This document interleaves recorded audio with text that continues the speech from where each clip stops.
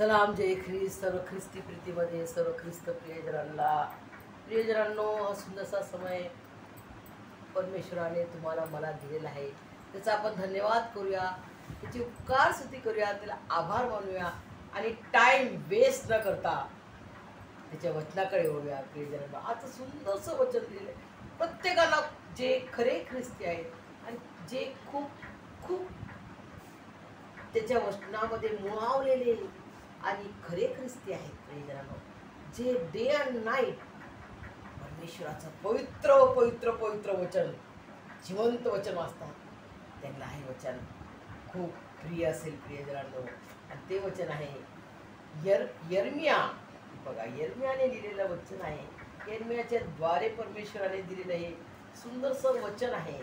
यर्मिया जो संदेष्टा होता, प्रियजनांनो, तिने हे सुंदरसं वचन लिहिलेलं आहे. विलाप गीत वचन आहे यर्मियाने लिहिलेले, त्याच्याद्वारे लिहिलेले परमेश्वराने विलाप गीत, याचा 3रा अध्याय. सर्व प्रियजनांनी आपापले पवित्र शास्त्र उघडा, होली बायबल उघडा आणि विलाप गीत याचा 3रा अध्याय आणि 22 ते 25 वचन सुंदरसं मार्गदर्शन परमेश्वराने केलेलं आहे. प्रियजनांनो, थोडं आपण बघूया. चला. मी भस्म झाले असते.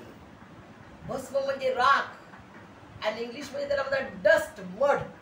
मड म्हणजे धूळ, माती. भस्म, राख ज्याला म्हणतो आपण मराठीमध्ये. जेव्हा आम्ही लहान होतो तेव्हा आम्ही गावी जायचो. माझ्या मम्मीचं माहेर अकोला आहे आणि त्या ठिकाणी आम्ही आजी आजोबा आमचे होते, त्यांच्या घरी आम्ही जायचो. तेव्हा आजी ते चुलीत जेवण बनवायची. लाकडं आणि अशी गोल होते, गवऱ्या म्हणतात त्याला.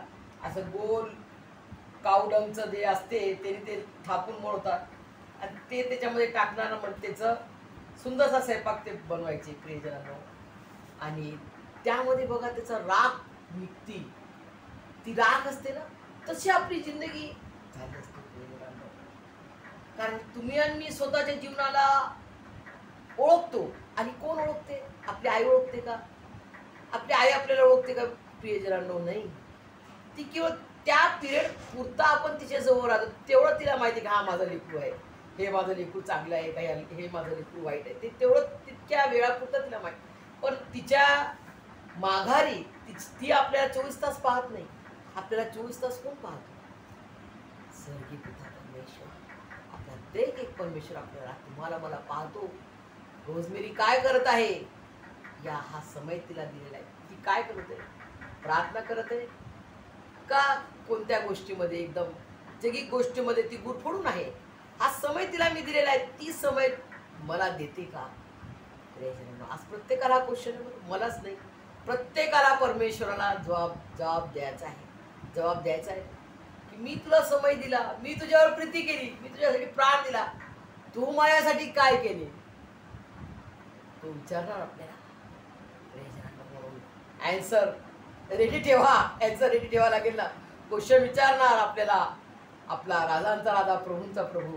त्यावेळेस आपल्याला काहीतरी बोलायला आलं पाहिजे, काहीतरी आपण त्याच्यासाठी झटलो पाहिजे. प्रियजनांनो, आता आपण वचनाकडे वळूया. आपण भस्म झालो असते ना, झाले असते की ते राख झाले असते. भस्म म्हणजे एकदम खाक, राख, मड, डस्ट. परंतु झालो नाही. हे झालो नाही, आपण भस्म झालो नाही. का नाही झालो? कारण बघा, परमेश्वराचं वचन बघा, क्वेश्चन आणि त्याचा आन्सर पण तो देतो. बरं, क्वेश्चन मार्क आहे पण त्याचा आन्सर पण त्याच्या जवळच आहे. त्याने आपल्याला भस्म नाही केले, त्याने आपल्याला राख नाही केले. ते आपण झालो नाही, राख झालो नाही. का? कारण त्याच्या करुणेत खंड पडत नाही.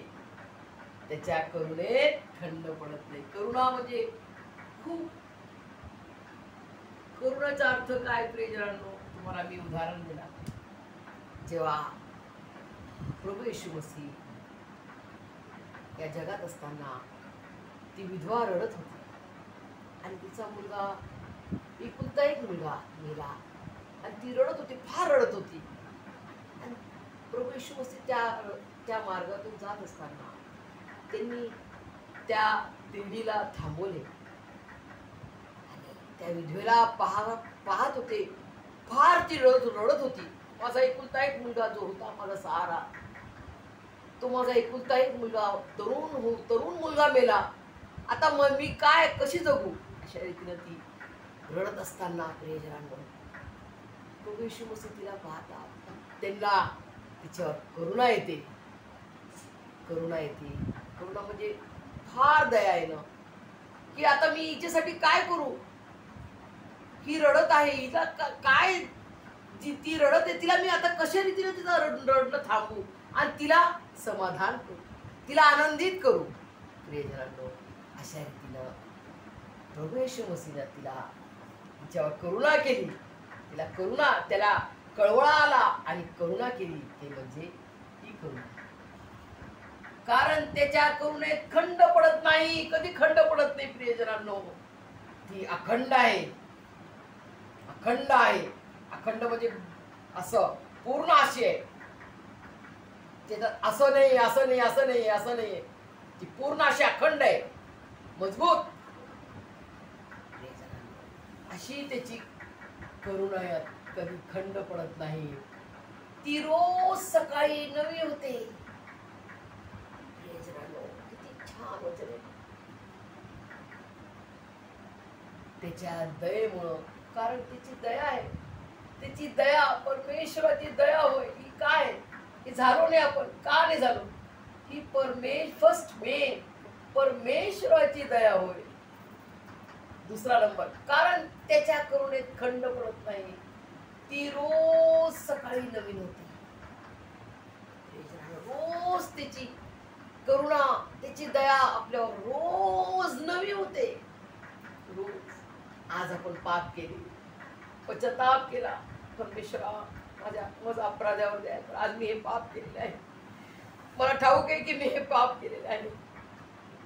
मी जाणत असताना सुद्धा माझ्याकडून हा अपराध घडला.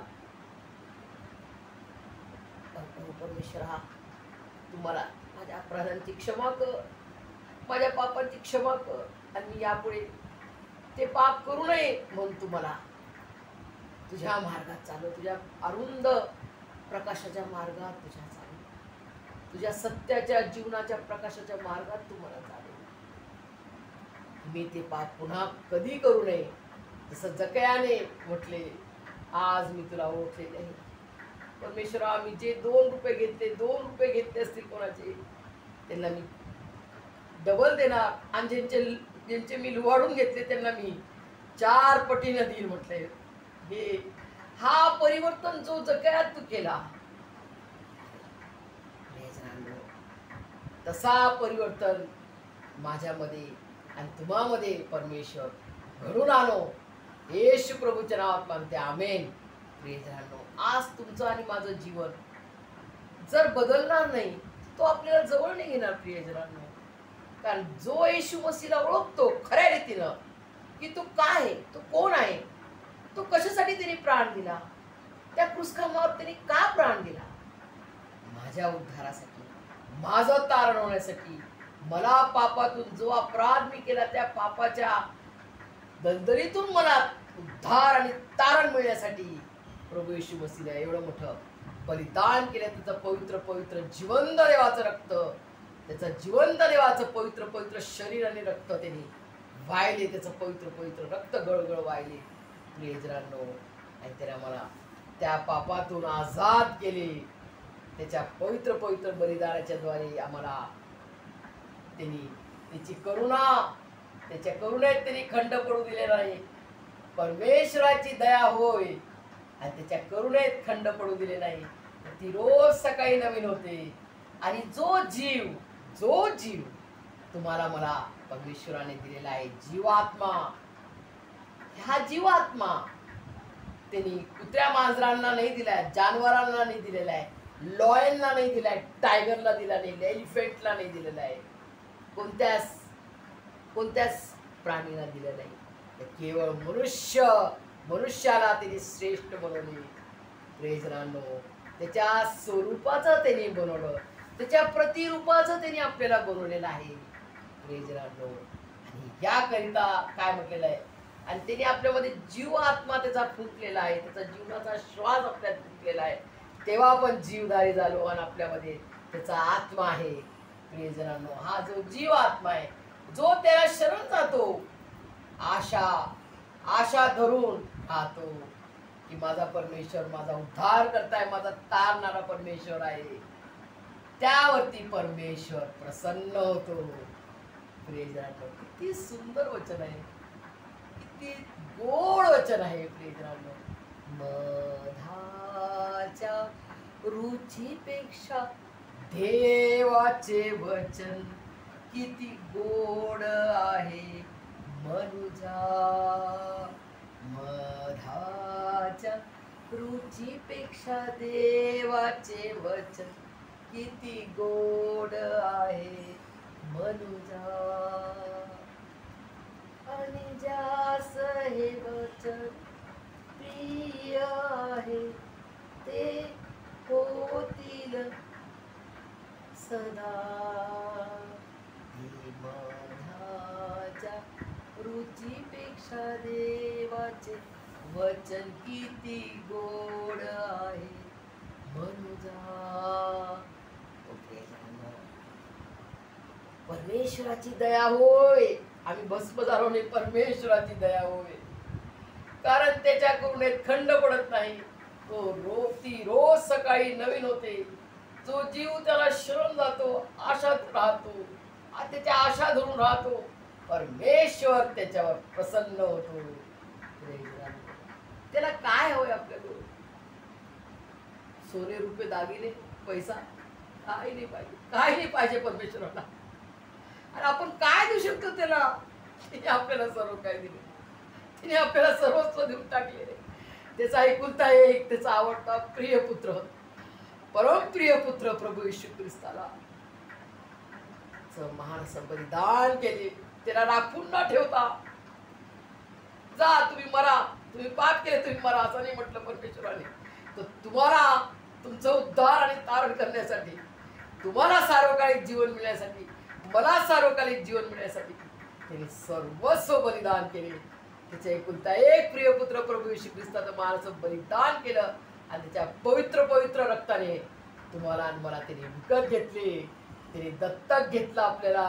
प्रियजनांनो, तुम्हाला मला त्याने अनाथ पोरखीने सोडले की तू अनाथ आहे जा, तुझं कोण नाही जा. त्याने आपल्याला अनाथ असं वाऱ्यावर नाही टाकलं. प्रियजनांनो, त्याने त्याच्या पवित्र पवित्र जिवंत देवाच्या रक्ताने तुम्हाला मला विकत घेतलेले आहे. त्याची किती प्रीती आहे बघा प्रियजनांनो, किती प्रीती.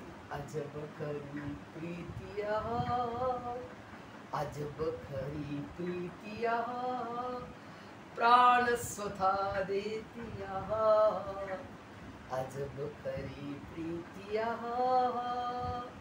प्राण स्वतः देती मज गरीबाला पापी खळाला पोटाशी धरती प्राण स्वतः देती.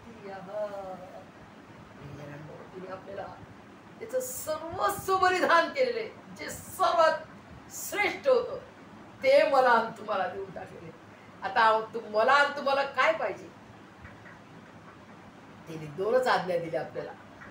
त्याच्यावर संपूर्ण बुद्धीनं, संपूर्ण शक्तीनं, संपूर्ण मनाने, संपूर्ण जीवाने त्याच्यावर प्रीती कर.